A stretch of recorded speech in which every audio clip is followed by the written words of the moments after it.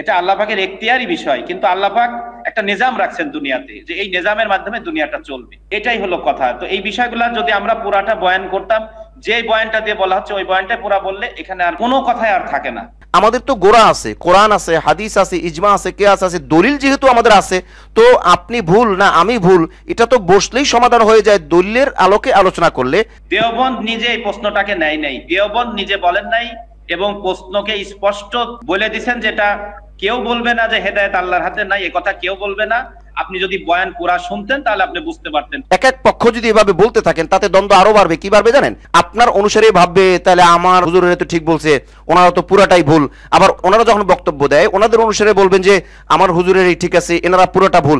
এতে দ্বন্দ্ব আরো বাড়বে। আসসালামু আলাইকুম ওয়া রাহমাতুল্লাহ। নাহমাদুহু ওয়া নুসাল্লি আলা রাসূলিহিল কারীম, আম্মা বাদ।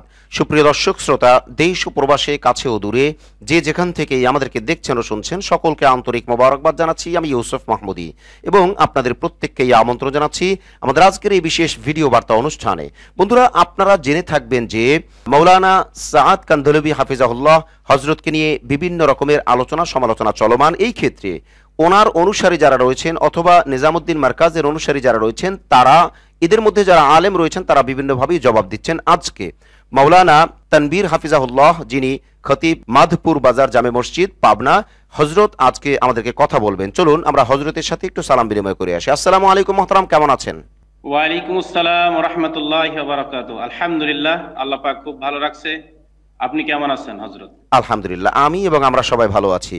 মহতারাম, আমরা ভূমিকায় একদম সময় নিব না, আমরা মোটেই সময় নষ্ট করব না। আমরা আপনার সময়কেও কাজে লাগাবো, আমাদের সময়কেও কাজে লাগাবো। আমরা কোনো ভূমিকা ছাড়াই প্রশ্ন পর্বের মধ্যে ঢুকে যাই। যে মাওলানা সাআদ সাহেব অনেকগুলো কথা বলেছেন, যে কথাগুলো নিয়ে, মানে অনেকগুলো কথা বলতে ওনার অনেকগুলো কথা নিয়ে প্রশ্ন আছে, আলেম ওলামারা বিভিন্নভাবে প্রশ্ন তুলেছেন, এটা আপনি জানেন, যে ব্যাপারে আজকেও আপনি কিছুটা ক্লিয়ার করবেন। মাওলানা সাআদ সাহেবের অনেকগুলো কথা নিয়েই আলাপ আলোচনা রয়েছে। আজকে আমরা 4টা ব্যাপারে কথা বলবো, যেই 4টা ব্যাপারে শিরোনাম আকারে আমরা প্রশ্ন আকারে বলে দিই, আপনি আপনার সুবিধা মতো উত্তর দিবেন। 1 নম্বর হলো হেদায়েত আল্লাহর হাতে নেই, এই ব্যাপারে আপনি কিছু বলবেন, অর্থাৎ সাআদ সাহেব কি বলেছেন এবং এটার বিশ্লেষণ বা ব্যাখ্যা কি, ওলামায়ে কেরাম কি ধরেন, এই ব্যাপারে। দ্বিতীয় প্রশ্ন হলো কোরআন না বুঝে পড়লে খায়ের নাই, এটার ব্যাপারে ব্যাখ্যা। তৃতীয় ব্যাপার হলো ইমাম মুয়াজ্জিন বা মাদ্রাসার শিক্ষকের বেতনের বিষয়ে। 4 নম্বর বিষয় হলো বিফাকুল মাদারিসিল হিন্দিয়া সংগঠনের হাকিকত। এই সকল বিষয়ে আপনি আমাদেরকে বলবেন, স্পেসিফিকলি একটা একটা করেও বলতে পারেন, অথবা একই সাথে আপনি সব উত্তরগুলো আমাদেরকে একসাথে আপনি দিতে পারেন। যে মহতারাম আপনি বলবেন। বিসমিল্লাহির রহমানির রহিম, নাহমাদুহু ওয়া নুসাল্লি আলা রাসূলিল কারীম, আম্মা বাদ। ফাউযু বিল্লাহি মিনাশ শাইতানির রাজীম। ইন্নাকা লাতাহদি মান আহবাবতা ওয়ালাকিন্নাল্লাহা ইয়াহদি মান ইয়াশা। ওয়া ক্বালা রাসূলুল্লাহ সাল্লাল্লাহু আলাইহি ওয়াসাল্লাম, আনা মুবাল্লিগ ওয়াল্লাহু ইয়াহদি, আনা কাসিম আল্লাহু ইউতি, আও কামা ক্বালা আলাইহিস সালাতু ওয়াসসালাম। হযরত মাওলানা সাআদ সাহেব হাফিজাহুল্লাহ, উনার ব্যাপারে যে কয়েকটি বিষয় খুব ব্যাপকভাবে আমাদের ওলামায়ে কেরামদের দিলে আঘাত করছে, কষ্ট পেয়েছে ওলামায়ে কেরাম, এবং যেই কথাগুলির দ্বারা ওলামায়ে কেরামের মানে দেমাগের ভিতরেও কষ্ট লাগছে, আঘাত লাগছে, যে একটা মানুষ এই কথাগুলি বলে কি করে। অর্থাৎ তার কিছু কথাকে এমন ভাবে আমাদের ওলামায়ে কেরামদের কাছে, আমাদের বড়দের কাছে পৌঁছাইছে, যেই কথাগুলিতে যে কোনো মানুষেরই মন খারাপ হওয়া স্বাভাবিক, যে কোনো ব্যক্তিরই দিলের মধ্যে ক্রোধ রাগ আসা স্বাভাবিক। তার মধ্যে একটি বিশেষ উল্লেখযোগ্য কথা হলো যে উনি বলছেন যে হেদায়েত আল্লাহর হাতে নেই। এই ব্যাপারটা যে কয়টা বিষয় বেশি আমাদের দেশের মধ্যে, তার মধ্যে এটা একটা, যে হেদায়েত আল্লাহর হাতে নেই। তো এই বিষয়ে হযরত আমি আপনাকে প্রথমে একটা কথা বলবো, সেটা হলো দারুল উলুম দেওবন্দ, যেটা আমাদের মারকাজুল ইলম, আমাদের উপমহাদেশের ইলমের মারকাজ, সকলের আস্থার জায়গা, এবং জি সকলের আস্থার জায়গা, এবং আমাদের সকলের মাসলাকের মূল কেন্দ্রবিন্দু দারুল উলুম দেওবন্দ। এই দারুল উলুম দেওবন্দে এক ব্যক্তি 2টা প্রশ্ন করছিল। আমি সেটা আগে আপনাদের প্রথমে বলি, যেহেতু আমরা সবাই বলতেছি যে দেওবন্দ আমাদের আস্থার জায়গা, তারা ওখান থেকে যেটা বলবে আমরা সেটা মানতে বাধ্য, আমরা সেটা মেনে নেব, এবং দেওবন্দের কথা বলেই আমাদেরকে একটু ইন্টারাপ্ট করাই। এখানে একটা কথা না বললে কথাটা ডুবে যাবে, হয়তো আমার জেহেনে থাকবে না, সেজন্য কথাটা আনা প্রয়োজন। আপনি যে কথাটা বললেন যে সাআদ সাহেবের অনেকগুলো কথা নিয়ে ওলামায়ে কেরামের মনে কষ্ট এসেছে অথবা ওলামায়ে কেরাম প্রশ্ন তুলেছেন, এই ক্ষেত্রে আপনি যেটা বললেন যে আসলে ওলামা ইকরামের কাছে যেভাবে পৌঁছানো হয়েছে, তাহলে এই যে যেভাবে পৌঁছানো হয়েছে এটা কিন্তু এতাত অংশের আলেমরা প্রায় সবাই বলে থাকেন যে উনি বলেছেন একরকম, পৌঁছানো হয়েছে আর এক রকম, এবং উনি বলেছেন যেটা তার পুরো অংশ পৌঁছানো হয় না, কাটসাট করে পৌঁছানো হয়েছে। তাহলে আমি আপনার কাছে এই ব্যাপারে এই জায়গায় নিরপেক্ষতার দৃষ্টিকোণ থেকে জানতে চাই, বা আপনার বিপক্ষে যারা রয়েছেন ওনাদের পক্ষ থেকে আমি জানতে চাই যে সবটাই কি কাটসাট করে পাঠানো হয়েছে, সবটাই কি ভুল বোঝানো হয়েছে, সবটাই কি মিসগাইডেড করা হয়েছে, নাকি ওনার কিছু মিস্টেক আছেও? এ ব্যাপারে আপনি কি বলবেন? এই ব্যাপারে আমার ব্যক্তিগতভাবে যতটুকু আমি দেখছি যে কিছু ব্যাপার ছিল উনি যেটা দেওবন্দের কাছে স্বীকার করছে, যে আমি মজমাকে আমার সাথীদেরকে অর্থাৎ আমার যারা মেহনতের কর্মীদেরকে বুঝাইতে গিয়ে কিছু শব্দ এমন হয়ে গেছে যেটা হয়তো আমার দ্বারা আসা অনুচিত। আপনারা আমাকে সংকেত দিচ্ছেন, আপত্তি জানাইছেন, আমার উপরে একটা মওকিফ আনছেন, আমি এটা মেনে নিছি এবং এই শব্দগুলি আমি আর ব্যবহার করব না। এই সম্পর্কে উনি দেওবন্দের কাছে লিখিত ভাবেও কথাগুলি বলছেন। এমন কিছু মহতারাম, তাহলে কি আমরা ধরে নিতে পারি যে সাদ সাহেবের কিছু মিস্টেক হয়েছে এবং কিছু মিস্টেককে অনিয়মভাবে পৌঁছানো হয়েছে, কিছু মিস্টেককে কাটসাট করে পৌঁছানো হয়েছে, এবং যেটা মিস্টেক হয়েছে সেটা তিনি দেওবন্দের কাছে সরি বলেছেন এবং দেওবন্দের মতো সেটা গ্রহণও করেছে, অর্থাৎ উনি যে সরি বলেছেন সেটা গ্রহণও করেছে, আপনি এটা বলবেন? জি জি, দেওবন্দের কাছে উনি যেমন, আমি একটা ব্যাপার বলি, যে কোনো প্রসঙ্গেই উনি বলছেন যে দেওবন্দের মাসলাকই আমাদের মাসলাক, আহলে সুন্নাত ওয়াল জামাতের আকিদাই আমাদের আকিদা, हम कोई नया जमात नहीं है, हमारा कोई नया मसलक नहीं है, আহলে সুন্নাত ওয়াল জামাতের আকিদাই আমাদের আকিদা, দেওবন্দের মাসলাকই আমাদের মাসলাক। উনারা আমাদেরকে যেটা রাহাবারি দেবে আমরা সেটা নির্দ্বিধায় আমরা মেনে নেব, এবং আমাদের গলতি হইতেই পারে, আমরা ইনসান, আমরা ফেরেশতা নয়, আমরা ইনসান। আমাদের কথাবার্তায় অথবা বোঝানোতে বিভিন্ন কথা কম বেশি হইতেই পারে, আমাদের বড়রা যেটা রাহাবারি দেবে আমরা সেটার উপরে চলবো। হেদায়েতের ব্যাপারে আপনি কোট করে রাখতে পারেন, এটা হলো 3 আগস্ট 2016 সাল। দেখেন কতদিন আগের একটা প্রশ্ন। এই যে হেদায়েত আল্লাহর হাতে নেই, আমাদের বাংলাদেশের কেবারে ওলামা একরাম সেরে তাজ যারা এই কথাগুলিকে বলতেছেন এবং দেওবন্দের দোহাই দিয়েই বলতেছেন, অথচ ব্যাপারটা আপনার সামনে আজকে পরিষ্কার করি। প্রশ্ন নাম্বার হলো 69264, আপনি কোড করে রাখতে পারেন 69264। এটা হলো দেওবন্দের কাছে প্রশ্ন করা হয়েছে, এক ব্যক্তি দেওবন্দের কাছে প্রশ্ন করছে, দেওবন্দ সেটা পাবলিশ করেছে হলো 3 আগস্ট 2016। 3 আগস্ট 2016 দেওবন্দ এটাকে পাবলিশ করছে। আমি দেওবন্দের হযরতের তাদের মুখের ভাষাটা আমি শোনাই, যে উনারা এই প্রশ্নের জবাবে বলতেছেন যে পূর্বে এক প্রশ্নে আপনি 4টি বাক্য লিখেছেন, সেগুলো সম্পূর্ণ বর্ণনা ছিল না। প্রশ্নকারীকে বলতেছে আপনি যে 4টি বাক্য প্রশ্নে লিখছেন সেটা সম্পূর্ণ বাক্য ছিল না, তাই সেটা যাচাই করার দরকার পড়েছে। দেওবন্দ সেটাকে যাচাই করেছে, এজন্য আপনার উচিত ছিল যে বয়ানের ওই অংশ বিশেষ সম্পূর্ণ লেখা। প্রশ্নকারীকে বলতেছে যে আপনার উচিত ছিল বয়ানের অংশ বিশেষটা আপনি সম্পূর্ণ লিখবেন। মাতরাম, আমি আজকে মোটেই সময় নিতে পারবো না, আর আপনার থেকেও আমি সময় নিতে চাচ্ছি না। আমি আসলে একদম সংক্ষেপ করব, সেই হিসেবে আপনাকে মানে সামনের আলোচনা আপনি করার আগে একটা কথা খুব বেশি জরুরি বলা দরকার। সেটা হলো যে আপনি যে ব্যাখ্যাটা দিচ্ছেন, আপনি যে ডিসকাশন করছেন এবং আপনি যেভাবে করে বিষয়টা তুলে ধরছেন, এভাবে করে তো আপনাদের ওলামায়ে কেরাম প্রায় সবাই কম বেশি তুলে ধরেন। আপনি জেনে থাকবেন যে আখলাক টিভির সাথে মুফতি উসামা ইসলাম হজরত, মুফতি আজিমউদ্দিন হজরত, মুফতি মুয়াজ বিন নূর হজরত, মুফতি সফিউল্লাহ মাক্কি হজরত বিভিন্ন জন বিভিন্নভাবে একাধিক প্রোগ্রাম করেছেন, এবং আমাদের এই প্রোগ্রামগুলো অর্থাৎ আমাদের এই কথাবার্তাগুলো কিন্তু ডকুমেন্ট হিসেবে বলেন বা যেভাবেই বলেন এটা আছে। এখন প্রশ্ন হলো, আপনারা যেভাবে বলছেন এটা তো আপনারা একপাক্ষিক বলছেন এবং আপনাদের মিডিয়াতে হিউজ পরিমাণ অনুসারী আছেন, তারা দেখতেছেন। তো এই কথাটা উভয় পক্ষের আলেমরা মিলে অথবা উভয় পক্ষের দায়িত্বশীলরা মিলে সমাধান করলে এটা কি সবচাইতে বেশি ভালো হতো না? জি অবশ্যই, আমরা আগেও বলছি, আমাদের বড়রা যারা ওলামা ইকরাম তারা বলছে আমাদের পক্ষের, যে কোনো সময় আমরা তৈরি আছি ইনশাআল্লাহ। সেটা ঐক্যের জন্য নিজেদের মধ্যে মিল মহব্বত নিয়ে যদি আমরা বসি, কোনো তর্কাতর্কি না, ঝগড়াঝাটি না, উভয় পক্ষ থেকে দলিল পেশ করবে, কথাগুলার আলোচনা করবে, জাতি শুনবে, ওপেন আপনি লাইভ করবেন, জাতি ওপেন শুনবে, এবং দেশ ও জাতির জনগণই ফয়সালা করবে যে কে সঠিক বলল, কার দলিলটা সঠিক হয়েছিল, কার কথার মধ্যে নরমি ছিল, কার কথার মধ্যে ঐক্য ছিল, কার কথার মধ্যে অহংকার ছিল অথবা গর্মি ছিল, এটা জনগণই তখন। জাযাকুমুল্লাহ। মাহতারাম তানভীর ভাই, আপনাকে আমি আজকে স্পেশালি কলিজার ভাই বলতে বাধ্য হলাম, কারণ আমি এই দায়িত্ব নেওয়ার পরে, দায়িত্ব তো আসলে ওইভাবে নেওয়া না, হয়ে গেছে অটোমেটিকলি এনিওয়ে, তো এই দায়িত্ব নেওয়ার পরে আমি যে কথাগুলো বলতে চাইছি বা বারবার বলেছি যে উভয় পক্ষ বলে সমাধান করা, সেই ক্ষেত্রে অনেকেই অনেক ব্যাখ্যা দিয়েছেন। এই পক্ষের আলেমরা বলেছেন, ওই পক্ষে মাওলানা ইয়াহিয়া ভাই বলেছেন, মুফতি মাহমুদ বিন মাদানী হাফিজাল্লাহ উনিও বলেছেন, বিভিন্ন জনে বিভিন্নভাবে বলেছেন। কিন্তু আমি এই কথাটা খুব কমই পেয়েছি যেটা আপনি এখন বললেন, যে উভয় পক্ষ একসাথে বসবে এবং উভয় পক্ষ দলিলের ভিত্তিতে কথা বলবে। আমি বিশ্বাস করি এবং এটা বাস্তব যে যদি কোনো সমস্যা হয় আর যদি দলিল দিয়ে আলোচনা হয়, তাহলে সেই সমস্যা কখনোই থাকতে পারে না, সেটা সমাধান হতে বাধ্য। এর কারণ কি, আমাদের তো গোড়া আছে, কোরআন আছে, হাদিস আছে, ইজমা আছে, কিয়াস আছে, দলিল যেহেতু আমাদের আছে, তো আপনি ভুল না আমি ভুল এটা তো বসলেই সমাধান হয়ে যায় দলিলের আলোকে আলোচনা করলে। আমি স্পেশালি আপনার প্রতি খুব বেশি খুশি হলাম এই কথাটায় যে উভয় পক্ষ বসবেন এবং দলিলের ভিত্তিতে আলোচনা করবেন।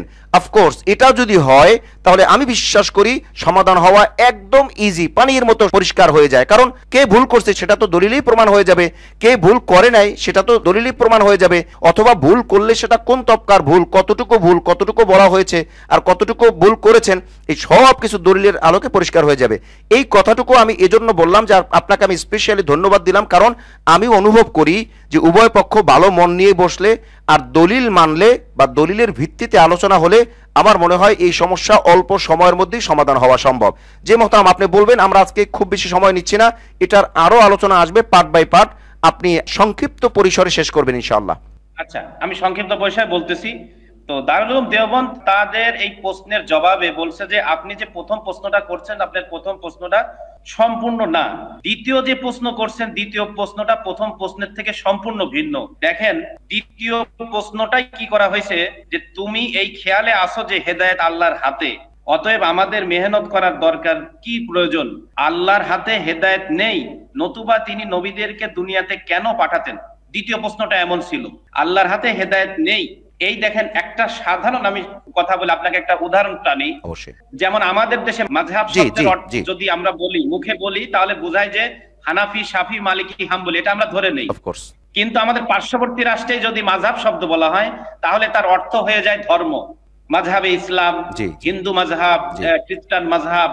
মানে ওই দেশে মাযহাব শব্দ বললে কেউ মনে করে না যে এটা হানাফি শাফি। মানে আপনি বলতে চাচ্ছেন যে একই শব্দের অরুফের মধ্যে পার্থক্য, এখানে মাযহাব বললেই হানাফি শাফি বুঝবে, আর ওইখানে মাযহাব বুঝলে ধর্ম বুঝবে, তখন আর হানাফি শাফি বুঝবে না, মানে ধর্ম বলতে এক একটা ধর্ম আলাদা আলাদা বুঝবে। জি, আরো হাস্যকর ব্যাপার হযরত, আমাদের পাবনাতে জামাই বললে বোঝায় যে শাশুড়ির মেয়ের স্বামী, মানে আমার শাশুড়ি আমাকে জামাই বলবে পাবনাতে, বুঝতে পারছি। আর ঢাকাতে আমার স্ত্রী আমাকে জামাই বলবে। জি জি, স্ত্রী যদি, তাহলে দেখেন জামাই। মহতারাম আপনি একটা মজার কথা বলছেন, কিন্তু মজার কথাটার মধ্যে আসলে অনেক বড় মানে আসমান জমিনের ডিফারেন্স। অর্থাৎ জামাই বলতে যদি শাশুড়ির জামাই ধরা হয় তার মানে হলো শাশুড়ির মেয়ের জামাই, আবার অনেক জায়গায় জামাই বলতে ওই মেয়ের স্বামীকেই জামাই বলে, তার মানে একই শব্দ দুই দিক থেকে ব্যবহার হয়, মানে শাশুড়ির দিক থেকে মেয়ের জামাই, আবার মহিলার দিক থেকে নিজের স্বামী হিসেবে জামাই, তার মানে আসমান জমিনের ডিফারেন্স হয়ে গেল। জামাই যদি শাশুড়ির দিক থেকে ধরা হয় তখন তো সে ছেলে সমতুল্য, মেয়ের স্বামী, এইভাবেই আর কি। আর যদি জামাই মহিলার দিক থেকে ধরা হয় তাহলে সে স্বামী, কোথায় স্বামী আর কোথায় ছেলে, আসমান জমিনের ডিফারেন্স। জি বলবেন। তো আমি একবার সংক্ষেপে যাই, দেওবন্দ এই প্রশ্নটাকে নেন নাই, দেওবন্দ এই প্রশ্নটাকে বাতিল করে দিয়েছেন, স্পষ্ট বলছেন যে তুমি এই খেয়ালে আসো যে হেদায়েত আল্লাহর হাতে, যদি আল্লাহর হাতে হেদায়েত হতো তাহলে নবীদেরকে কেন পাঠাতেন। আর দ্বিতীয় বাক্য যেটা বলা হয়েছে এটার স্পষ্ট করছে দেওবন্দ মাদ্রাসা থেকে। তো এখানে কি বলছেন, আল্লাহ নবীদেরকে কেন পাঠাতেন, নবীদেরকে আল্লাহ রাব্বুল আলামিন মেহনত দিয়ে পাঠিয়েছেন, মেহনতের জিম্মাদারি দিয়ে নবীগণ মেহনত করবে, এই ওসিলা আল্লাহ তাআলা তাদেরকে হেদায়েত দিবেন। তো এই কথার মধ্যে দোষের কিছু নাই। আমরা প্রশ্নকারীকে বলতে চাই যে আপনি সাদ সাহেবের বয়ান পুরোটা মনোযোগ দিয়ে শুনুন, তাহলে এ ব্যাপারে আপনার কোনো আপত্তি থাকবে না, অথবা সাদ সাহেবকে নিজেই জিজ্ঞাসা করে নিন আপনি এই বয়ানে কি বুঝিয়েছেন। এবং দেওবন্দ বলছে যে এই কথা কেউ বলবে না যে হেদায়েত আল্লাহর হাতে নেই। এবার আমি আপনাকে ওনার উর্দু বয়ানটা শোনাই। साद साहब बोलते से हिदायत अल्लाह का हाथ में होती तो अल्लाह नबियों को क्यों भेजा, এই একটা লাইন লা তাকরাবুস সালাহ ওয়া আনতুম সুকারা, এরপরে নাই, এইটা নাই। তো আমাদের পাবনাতে ওই লালনের ভক্ত অনেক বেশি হযরত, তো তারা বলে নামাজ নাই, আল্লাহ কোরআনেই বলছে লা তাকরাবুস সালাহ। তো কাটপিট যদি হয় এর পরের বাক্য আপনি দেখেন হযরত, अल्लाह रब्बुल इज्जत हिदायत देने के लिए अंबिया अलैहिमुस सलातु वस सलाम को मेहनत देकर भेजा। अल्लाह रब्बुल इज्जत हिदायत देने के लिए अंबिया अलैहिमुस सलातु वस सलाम को मेहनत देकर भेजा।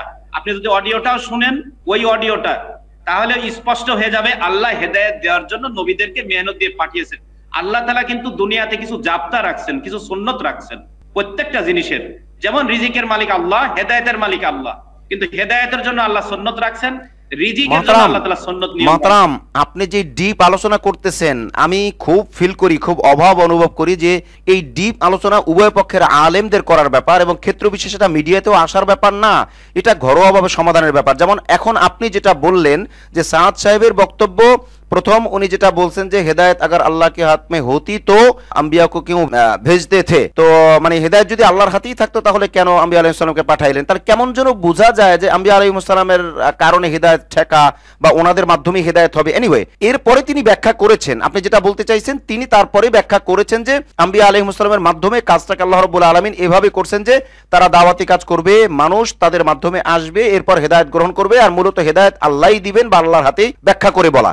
তো আমার প্রশ্ন হলো, হযরত যদি ওই কথাটা আগে না বলতেন যে হেদায়েত কার হাতে, এটা যদি একেবারে নাই বলতেন, সে ফর এক্সাম্পল, যেহেতু আমি টকিং করছি সেজন্য বলছি, ওটা যদি নাই বলতেন, শুধু দাওয়াতের কাজের গুরুত্ব বুঝাইতেন, নবীদের কার্যক্রম কেমন এটা বুঝাইতেন, এরপরে তিনি যদি বলতেন যে দেখো হেদায়েত তো আল্লাহর হাতেই, বাকি আল্লাহ পাক এইটাকে এই মাধ্যমে রাখছেন, তাহলে তার এই দ্বন্দ্ব হতো না। এখন আমি আপনাকে যেটা বলবো সেটা হলো, দেখুন সাদ সাহেবের ব্যাপারে কথা বলতে গেলে, আমি আগেও বারবার বলেছি, আপনাকেও বলবো যে সাদ সাহেবের ব্যাপারে কথা বলতে গেলে সাদ সাহেব এখনো জীবিত আছেন, তার কাছে আমরা কথা বলতে পারি। এবং সবচেয়ে মজার ব্যাপার কি জানেন, বাংলাদেশের আলেম ওলামারা প্রায় সবাই, ম্যাক্সিমাম আলেম ওলামারা উর্দু হিন্দি বুঝেন, অন্তত চলার মতোটা বুঝেন, গ্রামার ভিত্তিক একদম স্পষ্ট বা সাহিত্যিক উর্দু হিন্দি না হইলেও উর্দু হিন্দি ভাষা কাছাকাছি। তো এই হিসেবে সাদ সাহেবের সাথে তো যে কেউ কথা বলতে পারে, মানে যে কোনো ভাবেই কথা বলা যায়। তো এইটাই সবচেয়ে বেস্ট যে ওনার কাছে গিয়ে সমাধান করলে। আরেকটা ব্যাপার হলো যে আপনি যেভাবে বলছেন যে ডিসকাশনের ব্যাপারে, আমি এই কথাটা বলে আপনাকে দাওয়াত দিয়ে শেষ করতেছি, সেটা হলো যে আপনি যেমন বসছেন এভাবে করে শুরাই নিজামের আলেম যারা আছেন ওনাদের সাথেও বসেন, আপনারা বসেন, সেটা মিডিয়ার বাইরে হোক অথবা মিডিয়ার ভিতরে হোক, বসে আপনারা সমাধান করেন, আমার মনে হয় তাতেই সমাধান হবে। এক এক পক্ষ যদি এভাবে বলতে থাকেন তাতে দ্বন্দ্ব আরো বাড়বে। কি বাড়বে জানেন, আপনার অনুসারে ভাববে তাহলে আমার হুজুরের তো ঠিক বলছে, ওনারা তো পুরাটাই ভুল। আবার ওনারা যখন বক্তব্য দেয় ওনাদের অনুসারে বলবেন যে আমার হুজুরের ঠিক আছে, এনারা পুরোটা ভুল, এতে দ্বন্দ্ব আরো বাড়বে। মোহতারাম, এটা আমার উপলব্ধি থেকে আপনার সাথে শেয়ার করা। জি বলবেন। এখন আপনাকে আরেকটা কথা বলি, আপনি যে বললেন যে ওই বাক্যটা যদি না বলতেন, ওই বাক্যটা তো উনার না, জনগণ এটা বলে, মানুষের ভিতরে এইরকম ধারণা বদ্ধমূল। উনি আগে অনেক বয়ান করছেন যে মানুষের মধ্যে এটা বদ্ধমূল, আল্লাহর হাতে হেদায়েত, আমরা মেহনত কেন করব? আল্লাহ পাকের হাতে হেদায়েত, আল্লাহ হেদায়েত দিবেন, তো আমাদের মেহনত করা লাগবে কেন? তাবলীগে বের হওয়া লাগবে কেন? মানুষকে দাওয়াত দেওয়া লাগবে কেন? এটা হলো। এখন তানভীর ভাই, তর্ক করলে তো অনেক তর্ক হবে না, আমরা কিন্তু তর্ক করতেছি না, আমরা কথার কথা, মানে তর্কের খাতিরে কথা বাড়াইলে অনেক কথা হবে। এখন এই যে আওয়ামরা বলছেন, আর আওয়ামদের কথাকে হযরত উদাহরণ টেনে বলেছেন, যেটা আপনি বললেন যদি এটাই সত্য হয় তাহলে আওয়ামদের লাখো কথা কেউ গোনায়ও ধরে নেই, কিন্তু হযরত বলেছেন অর্থাৎ সাদ সাহেব বলেছেন, এটা ডকুমেন্ট হয়ে গেছে। এখন এটা একটা ব্যাপার হয়ে গেছে না। শোনেন, এটা ডকুমেন্ট হয়নি, এটা যদি ডকুমেন্ট ধরা হয়তো তাহলে পুরো কথাটা তো শোনা হতো, পরের লাইনটাকে তো বাদ দেওয়া হয়েছে। অবশ্যই না, না, ঝামেলা তো ওই জায়গায়। আপনি একটু আগে যেটা বলছেন না, ঝামেলা তো ওই জায়গায়, পুরা বাক্য তো শোনা হয় নাই, অনেক ক্ষেত্রে পুরা বাক্য নেওয়া হয় নাই, ঝামেলা তো ওই জায়গায়। কিন্তু আমার বক্তব্যটা ছিল ওই শব্দটাই যদি না বলা হইতো তাহলে তো ঝামেলার সুযোগই পাইতো না। আপনি যেটাকে বলবেন দুষ্কৃতকারী, তারা সুযোগই পাইতো না। তাহলে তো এটা আমাদের ইনসানের পক্ষে তো সম্ভব না, কারণ আমরা ইনসান কোন শব্দটা বলবো বলবো না, পরবর্তীতে কি হবে এটা তো আমরা জানতে পারি না। আর আমাদের যেহেতু কথা বলতে হয়, আর আপনি যেহেতু আমাকে সংক্ষিপ্ত করতে বলছেন, দেওবন্দ নিজে এই প্রশ্নটাকে নেয় নাই, দেওবন্দ নিজে বলেন নাই, এবং প্রশ্নকে স্পষ্ট বলে দিছেন যেটা কেউ বলবে না যে হেদায়েত আল্লাহর হাতে নাই, এ কথা কেউ বলবে না। আপনি যদি বয়ান পুরা শুনতেন তাহলে আপনি বুঝতে পারতেন। জি মাতরাম, 69264। জি, আপনি ডকুমেন্ট দিয়েছেন, আপনি কয়েকবারই বলেছেন যে এটা কোড করতে পারেন, ডকুমেন্ট রাখতে পারেন। দেখেন আমাদের সবচেয়ে বড় প্লাস পয়েন্টটা কি জানেন, কোড করাও লাগে না, ডকুমেন্টও রাখা লাগে না, সবকিছু কোড অটোমেটিকলি হয়ে যায়। আপনি জানেন যে রেকর্ড হচ্ছে, এটা মাস্টার এডিটের পরে যাবে, যাইলে পরে ফেসবুক ইউটিউবে থাকে। আর আপনি এটাও জানেন যে আকলাক টিভির কন্টেন্টগুলো আকলাক টিভি জানা প্রচার করে তার চেয়ে বেশি অন্য মানুষেরা প্রচার করে, তার মানে এটা ওয়ার্ল্ড ওয়াইড প্রচার হয়ে যাচ্ছে, অতএব ডকুমেন্ট থেকে যাবে। মাতরাম, আমি একদম সময় আর দিতে পারছি না। এর কারণ কি, আপনাকে হয়তো বলা হয় নাই, আমরা প্রচার করেছি, বাকি আপনাকে হয়তো বলা হয় নাই। সেটা হলো যে আমরা নতুন করে যে রেকর্ডগুলো নিচ্ছি, রেকর্ড নেওয়ার ব্যাপারে সাধারণত আমরা 20 মিনিটের রেকর্ড নেই। তো 20 মিনিটের রেকর্ডের হিসেবে আমরা আর রেকর্ড নিতে পারছি না, কিন্তু এখন আপনাকে আমরা ফিনিশিং এর সময় দিব। কিন্তু 4টা যে বিষয় আপনি আলোচনায় এনেছিলেন, যে 4টা বিষয় নিয়ে আজকে আমরা বসেছিলাম, হেদায়েত আল্লাহর হাতে নেই, কোরআন না বুঝে পড়লে খায়ের নেই, ইমাম মুয়াজ্জিন ও মাদ্রাসা শিক্ষকের বেতনের বিষয়ে, এবং বিফাকুল মাদারিসিল হিন্দিয়া সংগঠনের হাকিকত, এই 4টা ব্যাপারে আমরা যদি যাই তাহলে আরো 20 করে এরকম 4টা 20 মিনিট সময় লাগবে, যেটা 1 ঘন্টা প্লাস, যেটা কোনোভাবেই সম্ভব না। আজকে একটা ব্যাপারের মধ্যে আমরা সীমাবদ্ধ থাকবো, যে হেদায়েত আল্লাহর হাতে নেই। এ ব্যাপারে আপনি যথেষ্ট সুন্দর কথা বলেছেন, ডকুমেন্ট আপনার দিক থেকে আপনি দিয়েছেন। আমি আপনাকে দাওয়াত দিব সূরা নিজামের আলেম যারা আছেন ওনাদের সাথেও বসার জন্য, তাইলে ভালো হয়। আর এই আলোচনার এখনকার যে আলোচনা, এটার আপনি ফিনিশিং দিয়েই শেষ করবেন 1-1.5 মিনিটের মধ্যে। জি, এবং এটার পরবর্তীতে পার্ট আসবে, এটা এডিটিংও থাকবে, মানুষের কাছে দাওয়াত থাকবে, পরবর্তীতে পার্ট আসবে ইনশাআল্লাহ। জি, তো এখন এই ব্যাপারটায় আমি আরেকটি কথা বলি, যে বয়ান তো শুধু একবার হয় না, বয়ান প্রত্যেক দিন নিজামুদ্দিনে হেদায়েতের বয়ান হয়, মানে জামাত রোকের জন্য হেদায়েতের বয়ান হয়। তো স্পষ্ট যে কথাগুলি আছে উনি বারবার বলছেন, কিন্তু এই কথাগুলো তো আমরা শুনি না। বারবার বলছেন, যেগুলোর প্রত্যেকটা কথা এখন রেকর্ড হয়, প্রত্যেকটা কথার রেকর্ড আছে। হেদায়েত सिर्फ अल्लाह का हाथ में है, वो कोई किसी नबी के हाथ में नहीं है, ये বহু আলোচনা করছেন। ইন্নাকা লা তাহদি মান আহবাবতা, এই আয়াত পড়ছেন, হাদিস পড়ছেন, আনা মুবাল্লিগ আল্লাহু ইয়াহদি, একবারে খোলাসা করছেন, পরিষ্কার করছেন ব্যাপারগুলি। হেদায়েত सिर्फ আল্লাহ কা হাত মে হে। নবীগণ অনেককে চেয়েছেন যে তারা হেদায়েত আগে আগে পেয়ে যাক, কিন্তু আল্লাহ তাআলার মনসা মোতাবেক, ওমা তাশাউনা ইল্লা ইয়াশা আল্লাহ, আল্লাহ পাক যেটা চাই সেটা হয়। আল্লাহ পাকের মনসা মোতাবেক আল্লাহ পাক সেই বেলালকে হেদায়েত দিবেন, সোহাইল রুমিকে হেদায়েত দিবেন, সালমান ফারসিকে হেদায়েত দিবেন রাদিয়াল্লাহু আনহুম আজমাইন। কিন্তু কাছের মানুষ অনেককে রাসূলুল্লাহ সাল্লাল্লাহু আলাইহি ওয়াসাল্লাম চেয়েছেন, যেমন আবু তালেব, কিন্তু হেদায়েত পান নাই। তো হেদায়েত কোন নবীদের হাতেও না, হেদায়েত শুধুই আল্লাহ তাআলার হাতে। এই সম্পর্কে অডিও বহু আরো বয়ান রেকর্ড আছে, কিন্তু আমরা ওইগুলা নেই 2016 সালের, তাও একটা কাটপিস করা, ওইটাকে আমরা প্রচার করতেছি। তো যে ব্যক্তি শুনতেছে তারই মেজাজের মধ্যে আঘাত লাগতেছে, ওলামায়ে কিরামের মধ্যে কষ্ট লাগতেছে, যে এমন কথা কি কেউ বলে দুনিয়াতে যে হেদায়েত আল্লাহর হাতে নাই, হেদায়েত নবীর হাতে অথবা মাখলুকের হাতে, অথবা আল্লাহ পাক হেদায়েত মেহনত ছাড়া দিতে পারেন না, এমন কোন আল্লাহর সমাদ নামের খেলাফ, হাদি নামের খেলাফ কোন কিছুকে চাপায় দেওয়া, এরকম এই ব্যাখ্যাগুলা করা হচ্ছে। আসলে তো এগুলা ব্যাপারটা এরকম না। আল্লাহ পাক দুনিয়াতে সব জিনিসের সুন্নত নিয়ম রাখছেন, কিন্তু আল্লাহ পাক ওই সুন্নতের বিপরীতে করার এখতিয়ার উনি রাখেন, সব সময় রাখেন। এটা আল্লাহ পাকের এখতিয়ারই বিষয়, কিন্তু আল্লাহ পাক একটা নিজাম রাখছেন দুনিয়াতে, যে এই নিজামের মাধ্যমে দুনিয়াটা চলবে। এটাই হলো কথা। তো এই বিষয়গুলা যদি আমরা পুরাটা বয়ান করতাম, যে বয়ানটা দিয়ে বলা হচ্ছে ওই বয়ানটা পুরা বললে এখানে আর কোনো কথাই আর থাকে না। এখন আমাদের হযরত হয়ে গেছে, আমাদের মনে করেন যে একটা ব্যক্তি সম্পর্কে আমরা একটা কিছু বলে ফেলেছি, অথবা তাকে, এই যে আমি তো মনে করি হযরত বারবার, যে আগেও বলছি আপনাকে, উনাকে যদি যে কোনো সময় হযরতরা আনেন, যে আমরা যাব না, উনাকে আমরা দাওয়াত দিয়ে আনি, অথবা জোরে ইজতেমাতে উনি আসেন, এই বিষয়গুলা খোলাসা হয়ে যাবে। কোনো ওলামায়ে কেরাম ওনার সাথে বসতে হবে না, উনি বিষয়গুলা খোলাসা করে দিবেন। উনি এত নরম মনের মানুষ, উনাকে যদি কোনো বিষয়ে, দেওবন্দ যে বিষয়গুলা বলছে, উনি শব্দগুলা পর্যন্ত আজকে পর্যন্ত উচ্চারণ করেন নাই কোনোদিন। এত আজমত তার সম্মান দেওবন্দের উনি রাখেন, এবং আমাদেরকে বলেন যে দেওবন্দ যে শব্দগুলা বলছে, যে এই শব্দটা আপনি ব্যবহার করবেন না, এটাতে হয়তো জনগণ ভুল বুঝতে পারবে, কিংবা এটা মানুষ ভুল ভাবে নিবে, আপনি একভাবে বুঝাইতে চাচ্ছেন, এই শব্দ, ওই শব্দ আর উনি কোনোদিন ব্যবহার করেন নাই। এই যে বলা হয় যে উনি বলে ওই কথা আবার পুনরায় বলেন, এটার কোনো প্রমাণ নেই হযরত, যে উনি যেটাই যখন বলছেন। এই যে আপনার সাথে এই কথা হয়েছিল, তো আমি এখনো চাই যে আমরা যেন কথা বললাম যে হেদায়েত আল্লাহর হাতে নেই, এই কথা সাদ সাহেব বলেন নাই, আর উনারা বলতেছেন যে বলেছেন, যদি আমরা একসাথে বসে কথা বলতাম, আপনার মাধ্যমে হোক অথবা অনলাইনে অফলাইনে যে কোনো জায়গায় হোক, তাহলে এই বিষয়টা এভাবে এত দূর গড়াইতো না। তো আমরা সবসময় রেডি, ইনশাআল্লাহ সবসময় তৈরি আছি। ওলামায়ে কেরামকে আগে যে পর্যায়ে রাখছি, তার চেয়েও এখন বেশি উপর পর্যায়ে রাখি। আপনি শুনে আশ্চর্য হবেন, 2-3 দিন আগে, মাত্র 2-3 দিন আগে, ইন্ডিয়ার যে প্রধান ইজতেমা হয় ভোপালে, বাংলাদেশে যেমন টঙ্গীতে হয়, প্রধান ইজতেমা ভোপালে হয়, 3 দিন আগে জমিয়তে ওলামায়ে হিন্দের সমস্ত কার্যক্রম প্রতিষ্ঠা করার জন্য মাদ্রাসা, মসজিদ এবং তালিমকে ইরতেদাদের বিরুদ্ধে, তালিম ছাড়া কোনো বিকল্প নাই, মাদ্রাসা, মক্তব এবং ওলামায়ে কেরামের ব্যাপক দাওয়াত, ডোর টু ডোর, ঘর টু ঘর যাওয়া ছাড়া কোনো বিকল্প নাই। এজন্য তবলিগের সাথীদেরকে জান দিয়ে হলেও জমিয়তে ওলামায়ে হিন্দকে সাহায্য করতে হবে। এই জন্য উনি প্রকাশ্যভাবে খোলাখুলি কথা বলছেন। আমি সেটার ভিডিও আমার পেজে, আমার প্রোফাইলে ছাড়ছি। প্রকাশ্যভাবে কথা বলছেন এবং বলছেন প্রয়োজনে জান দিয়ে হলেও মুসলমানদের যেগুলা দরকার এটা কোনো কাফের এসে করবে না, মুসলমানদের যেগুলা দিনের মধ্যে কমতি হয়ে গেছে এগুলা মুসলমানদেরই প্রতিষ্ঠিত করতে হবে, এখানে মুসলমানদেরই এগিয়ে আসতে হবে। বলা যাবে না এটা আমাদের কাম এটা ওনাদের কাম, আমরা কোনো তানজিম সংগঠন না, সমস্ত দিনের শোভাকে সাহায্য করা তবলিগওয়ালাদের কাজ। এইভাবে স্পষ্ট খোলাখুলি করে যে সমস্ত দিনে যত শোভা আছে কাজ আছে, তাআওয়ানু আলাল বিররি ওয়াত তাকওয়া, এই আয়াতের ব্যাখ্যা করছেন যে আমি শুধু দাওয়াত ও তাবলীগের কাজ করি, অন্য দিনের শোভা আছে ওইটা আমার কাজ না, ওখানে সহযোগিতা করা ওখানে সময় দেওয়ার কাজ না বলে এটা মনে করা যাবে না। সমস্ত কাজে বলে আগে আগে তাবলীগওয়ালাদের হিস্সা নিতে হবে সমস্ত কাজে। এবং ইন্ডিয়ার যে বর্তমান ওয়াকফ বোর্ড, দিল্লি ওয়াকফ বোর্ড আপনি অবশ্যই জানেন, এই ওয়াকফ বোর্ডের উপরে ইন্ডিয়া সরকারের খুব চাপ আসতেছে, ইসকনের চাপ আসতেছে, আরএসএস এর চাপ আসতেছে ওয়াকফ বোর্ডের উপরে, ইন্ডিয়ার ওয়াকফ বোর্ডের উপরে। এই ওয়াকফ বোর্ডকে সার্বিকভাবে সহযোগিতার জন্য নির্দেশ দিচ্ছেন এবং ইন্ডিয়ার মধ্যে বর্তমান করুণ পরিস্থিতিতে যে এত ওপেনলি ওয়াকফ বোর্ড এবং জমিয়তের পক্ষে, এবং ইন্ডিয়াতে তো প্রচুর মানুষকে তারা মুরতাদের ইরতেদাদ করতেছে, তারা ইসলামের থেকে নিয়ে যাচ্ছে বিভিন্ন ভাবে প্রেশার ক্রিয়েট করে, যারা আগে মুসলমান থেকে হিন্দু হয়েছিল তাদেরকে তাদের একটা এজেন্ডা আছে আবার হিন্দু ধর্মে ফিরে এনে আসা, লাভ জিহাদের নামে বিভিন্ন কিছু বলে, এর তালিমের বিকল্প নাই। এবং উনি বলছেন যে আমি 100 বার কসম খেয়ে বলতেছি তালিমের জন্য মাল খরচ করার চেয়ে উম্মতে মুসলিমার আর কোনো অংশ নাই মাল খরচের, সবচেয়ে বেশি মাল খরচের অংশ দ্বীনের তালিমের প্রচার প্রসারের জন্য।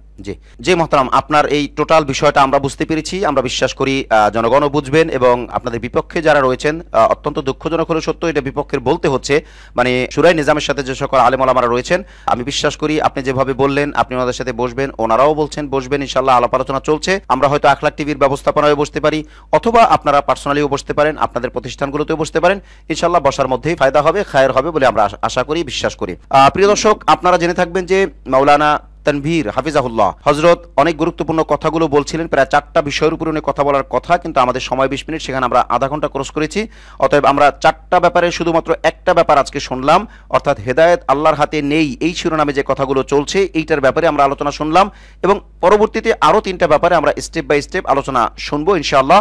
এবং শুরাই নিজামের আলেমদের প্রতি আমাদের দাওয়াত থাকবে যে ওনারা যেভাবে আসছেন আপনারাও সেভাবে আসবেন, আখলাক টিভিতে উভয় মিলে কথা বলবেন, তাহলে আমরা বিশ্বাস করি ইনশাআল্লাহ সমাধান হয়ে যাবে। কারণ আখলাক টিভি এমন একটি প্ল্যাটফর্ম সকলকে সম্মান দিতে জানে এবং সকলের উপরে ইনসাফ করতে জানে। অতএব আপনারা উভয়ে বসলে পরে আপনারা সেটা দেখবেন যে আখলাক টিভি আপনাদেরকে সকলকে কিভাবে সম্মান করে। আল্লাহ আমাদের সকলকে সেই তৌফিক দান করুন। আজ তাহলে এই পর্যন্তই, দেখা হচ্ছে পরবর্তী কোনো লাইভে অথবা পরবর্তী কোনো ভিডিও বার্তায় ইনশাআল্লাহ। আসসালামু আলাইকুম ওয়া রাহমাতুল্লাহি ওয়া বারাকাতুহু।